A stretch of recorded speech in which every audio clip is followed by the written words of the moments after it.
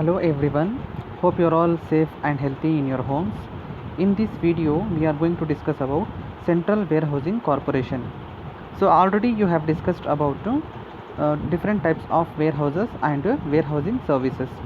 Central Warehousing Corporation is one of the important public sector undertaking in India, which is mainly responsible for supporting the logistics and the storage, and it is going to act as a important head for the different types of the warehouses.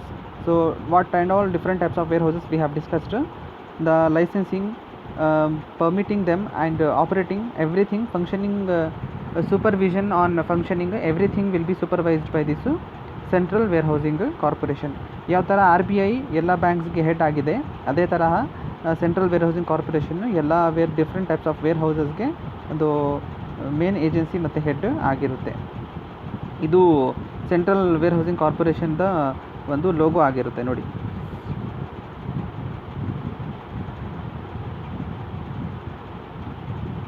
Next about Central Warehousing Corporation. So it provides logistic support to the agricultural sphere.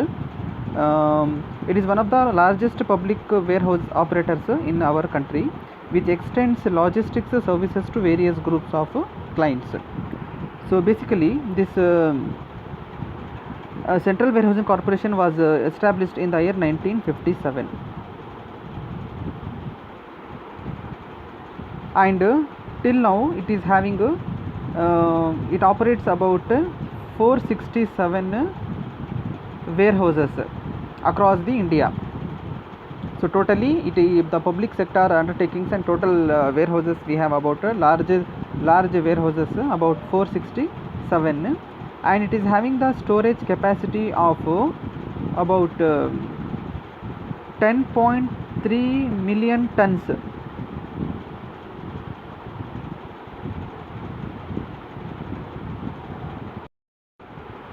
So warehousing activities of Central Warehousing Corporation includes food grain warehouses, industrial storage, custom bonded warehouses, container freight stations, inland clearance depots and air cargo complexes. So food grain warehouses ನಾನು already ಹೇಳಿದಾಗೆ ಇದು food ಸ್ಟೋರೇಜ್ಗೋಸ್ಕರ help ಆಗುತ್ತೆ, ಮತ್ತು ಈಗ commodity ಎಕ್ಸ್ಚೇಂಜಸಲ್ಲಿ ಏನೇನು commodities ಬರುತ್ತೆ ಅದನ್ನು store ಮಾಡೋಕ್ಕೆ, ಪ್ರಿಸರ್ವ್ ಮಾಡೋಕ್ಕೆ ಇಟ್ಟಿರ್ತಾರೆ ಅವರು. ಮತ್ತು ಫಾರ್ಮರ್ಸ್ ಅವರು ಏನೇನು ಕ್ರಾಪ್ಸ್ ಇರುತ್ತೆ ಅದು, ಮತ್ತು seeds for next future purpose, ಅದೆಲ್ಲ ಅವರು ಒಂದು ಸ್ಟೋರೇಜ್ಗೆ ಹೆಲ್ಪ್ ಆಗುತ್ತೆ, ಪ್ರಿಸರ್ವ್ ಮಾಡೋಕ್ಕೆ ಅಂತ. Next industrial warehouses. So industrial warehouses are specially meant for the business sector industries, especially to store the raw materials as well as the excess and surplus stock and finished products. ಮತ್ತು custom bonded warehouses, this is owned and managed by the private peoples. ಅವರು ಈಗ consultancy agencies ಯಾವ ಥರ ಇರುತ್ತೆ ಕಂಪ್ನೀಸಲ್ಲಿ, ಅದೇ ಥರ custom bonded wear houses ಇರುತ್ತೆ. Next container freight stations ಇರುತ್ತೆ, ಇದು ಹಾರ್ಬರ್ಸಲ್ಲಿ ಲೊಕೇಟ್ ಆಗಿರುತ್ತೆ. ಸೊ ಹಾರ್ಬರ್ಸಲ್ಲಿ ಅವರು ಶಿಪ್ಮೆಂಟ್ ಮಾಡ್ಕೊಳ್ಳೋದು, ಇದೆಲ್ಲ ತಗೊಳ್ಳೋದು, ಇದೆಲ್ಲ ಇರುತ್ತೆ ಅವ್ರದ್ದು ಕೆಲಸ. ನೆಕ್ಸ್ಟ್ ಇನ್ಲ್ಯಾಂಡ್ ಕ್ಲಿಯರೆನ್ಸ್ ಡಿಪೋಸ್ ಇರುತ್ತೆ.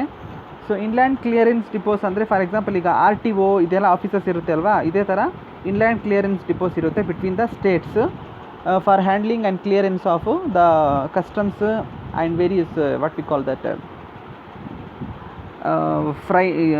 Bill and everything. Next air cargo complexes. So air cargo ಕಾಂಪ್ಲೆಕ್ಸಸಲ್ಲಿ ಎಸ್ಪೆಷಲಿ ಇದು ಹಾರ್ಬರ್ಸ್, ಇದು ಏರ್ಪೋರ್ಟ್ಸಲ್ಲಿ ಲೊಕೇಟ್ ಆಗಿರುತ್ತೆ ಇದು. Next apart from the storage and handling, central warehousing corporation also offer services in the area of clearing and forwarding. So clearance ಮಾಡುವಂತಹದ್ದು, ಏನಾದರೂ disputes arise ಆದಾಗ ಅದನ್ನು ಮಧ್ಯದಲ್ಲಿ ಬರುವಂತಹದ್ದು, ಮತ್ತು ಫಾರ್ವರ್ಡಿಂಗ್ ಮಾಡುವಂತಹದ್ದು. ನೆಕ್ಸ್ಟ್ ಹ್ಯಾಂಡ್ಲಿಂಗ್ ಆ್ಯಂಡ್ ಟ್ರಾನ್ಸ್ಪೋರ್ಟೇಷನ್ ಮಾಡುವಂತಹದ್ದು, that is called logistics. Procurement ಮತ್ತು distributions ಮಾಡ್ತಾರೆ. ಡಿಸ್ಇನ್ವೆಸ್ಟೇಷನ್ ಸರ್ವಿಸಸ್ ಮಾಡ್ತಾರೆ. ಎಲ್ಲ ಕಂಪ್ನೀಸ್ ಇದು ಫ್ಯಾಕ್ಟ್ರೀಸ್ಗೆ ಅದು ತಲುಪೋ ಥರ ಮಾಡ್ತಾರೆ. ಫ್ಯೂಮಿಗೇಷನ್ ಸರ್ವಿಸಸ್ ಮಾಡ್ತಾರೆ. ಮತ್ತು ಆ್ಯನ್ಸಿಲರಿ ಸರ್ವಿಸಸ್, ಇದಕ್ಕೆ ರಿಲೇಟೆಡ್ ಏನಾದರೂ ಇದ್ದರೆ ಎಲ್ಲ ವೇರ್ ಹೌಸಸ್ ರಿಲೇಟೆಡ್, ಮತ್ತು ಸ್ಟೋರೇಜ್ ರಿಲೇಟೆಡ್, ಮತ್ತು ಲಾಜಿಸ್ಟಿಕ್ಸ್ ರಿಲೇಟೆಡ್ ಏನೇನೆಲ್ಲ ಇರುತ್ತೆ ಅದೆಲ್ಲ ಅವರು ಸರ್ವಿಸಸ್ ಪ್ರೊವೈಡ್ ಮಾಡ್ತಾರೆ. Next Central Warehousing Corporation also offers consultancy services and training for construction of warehousing infrastructure to different agencies.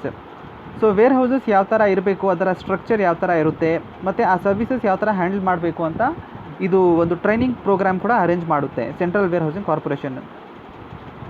Central Warehousing Corporation is having about 18 regional offices. So 18 regional offices ಇದೆ across the India. Next, Central Warehousing Corporation is the office for storage and covering. It also offers services in the field of authorizing and forwarding, handling and transportation, procurement, distribution, disinfestation services, fumigation services and other services. ಅದು ನಾನು ಮತ್ತೆ explain ಮಾಡ್ತೀನಿ, ಒಂದು ಸತಿ points ಎಲ್ಲ ಹೇಳ್ತೀನಿ ನೋಡಿ. ಯಾವ ಥರ ಆಬ್ಜೆಕ್ಟಿವ್ಸ್ ಮತ್ತು ಫಂಕ್ಷನ್ಸ್ ಎರಡು ಮಿಕ್ಸ್ ಮಾಡಿ ಹೇಳ್ತೀನಿ. First functions of central warehousing corporation ನೋಡ್ಕೊಳ್ಳಿ. So functions of central warehousing ಕಾರ್ಪೊರೇಷನಲ್ಲಿ ಫಸ್ಟ್ ಬರುವಂತಹದ್ದು setting up of new wear houses.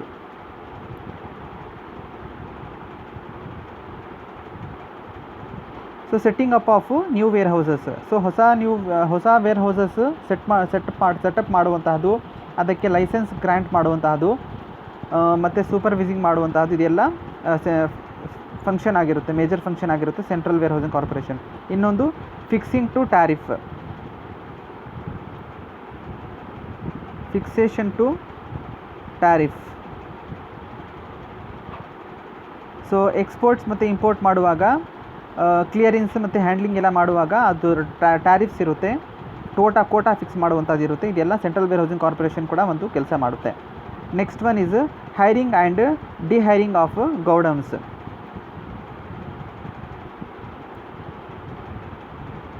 Hiring and dehiring of godowns. So ಇದು apart from its storage, it also hires additional godowns for the convenience of the industries, as well as it clears the goods and dehire the godowns. ಅಂದರೆ ತಗೊಳ್ಳೋದು ಮತ್ತು ಬಿಡೋದು. ತಗೊಳ್ಳೋದು ಅಂದರೆ hiring, ಬಿಡೋದು ಅಂದರೆ dehairing. Next ಇನ್ನು ಹೇಳಬೇಕಂದ್ರೆ extension of marketing facilities.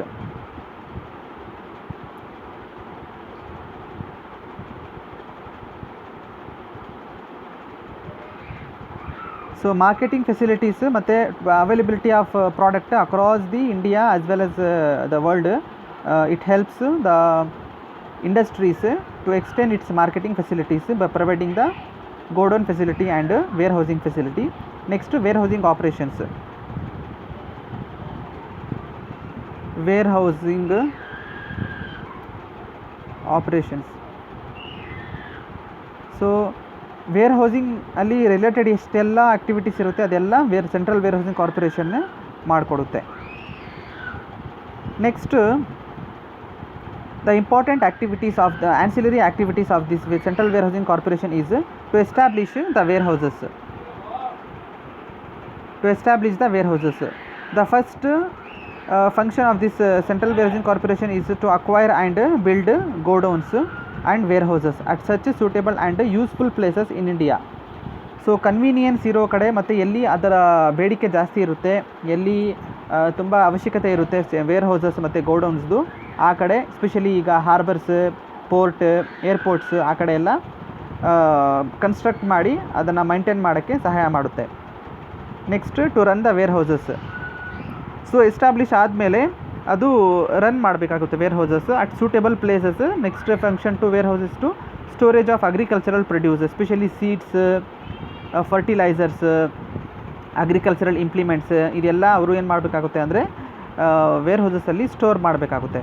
So next function is ancillary function is to provide assistance to agriculturists, especially it arranges the transportation of agricultural products. ಯಾಕಂದರೆ ಫಾರ್ಮರ್ಸ್ ಎಲ್ಲರ ಹತ್ರನೂ ಟ್ರಾನ್ಸ್ಪೋರ್ಟೇಷನ್ ಫೆಸಿಲಿಟೀಸ್ ಮತ್ತು ಗೋಡೌನ್ ಫೆಸಿಲಿಟಿ ಇರೋದಿಲ್ಲ to store their produces.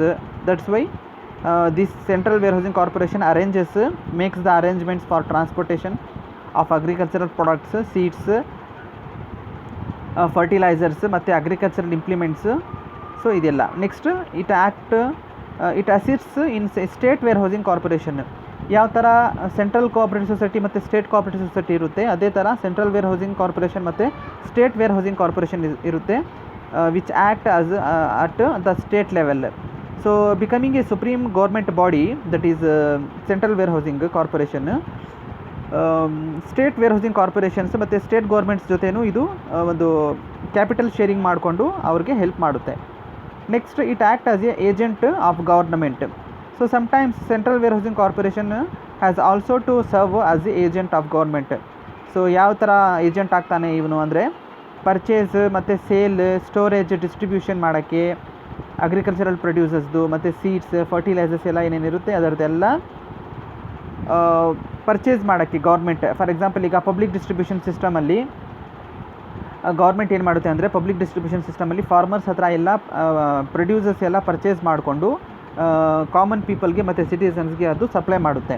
ಈಗ ಅಕ್ಕಿ, ಗೋಧಿ, ರಾಗಿ, pulses ಇದೆಲ್ಲ ಇರುತ್ತೆ ಅಲ್ವಾ. ಸೊ ನಿಮಗೆ ರೇಷನ್ ಅಂಗಡಿಗಳೆಲ್ಲ ಸಿಗುತ್ತೆ ನೋಡಿ, ಅದೆಲ್ಲ ಗೌರ್ಮೆಂಟ್ ಪರ್ಚೇಸ್ ಮಾಡಿಕೊಂಡು ಅದು ಸಿಟಿಸನ್ಸ್ಗೆ ಪ್ರೊವೈಡ್ ಮಾಡುವಂತಹದ್ದು, ಪೂರ್ ಪೀಪಲ್ಸ್ಗೆ.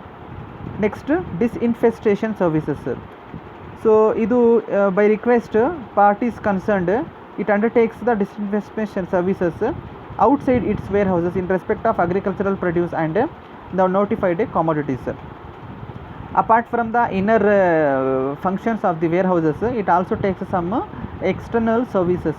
ಯಾವ ಥರ, ಈಗ ನಾನು ಇದು ಸೆಟಲ್ಮೆಂಟ್, ಡಿಸ್ಪ್ಯೂಟ್ ಸೆಟಲ್ಮೆಂಟ್, ಪ್ರೈಸಿಂಗ್ ಮಾಡುವಂತಹದ್ದು, ಅಗ್ರಿಕಲ್ಚರಲ್ ಪ್ರೊಡ್ಯೂಸರ್ಸ್ಗೆ ಒಂದು ಥರ ಪ್ರೈಸಸ್ ನೋಟಿಫೈ ಮಾಡುವಂತಹದ್ದು, ಇದೆಲ್ಲ ಡಿಸ್ಇನ್ಫೆಸ್ಟೇಷನ್ ಸರ್ವಿಸಸ್ ಮಾಡುತ್ತೆ.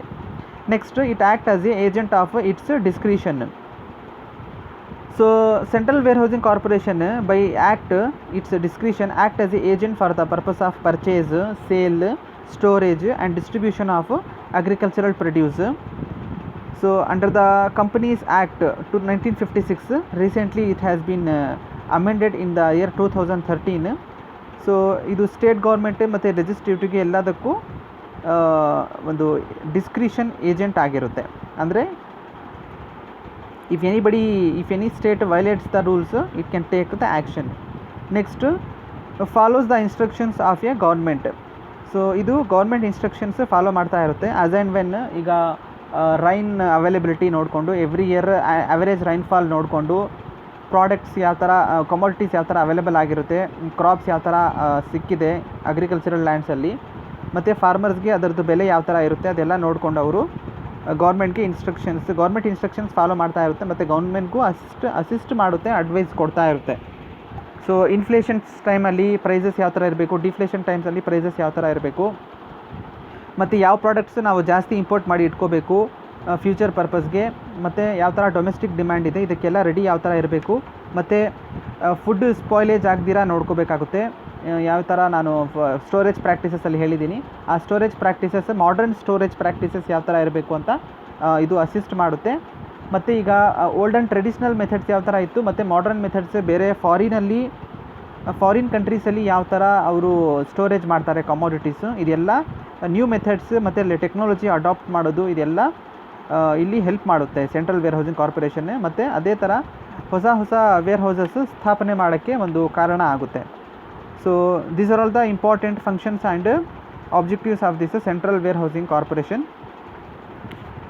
So it is having 10.3 million tons capacity, storage capacity, and across the India we have 467 warehouses, and this was established in the year 1957. So it is main objective is logistics facility and storage facility, and different services and ancillary services it is going to provide, that we have discussed in this class. If you have any doubts, you can ask in comment section. Thank you for watching this.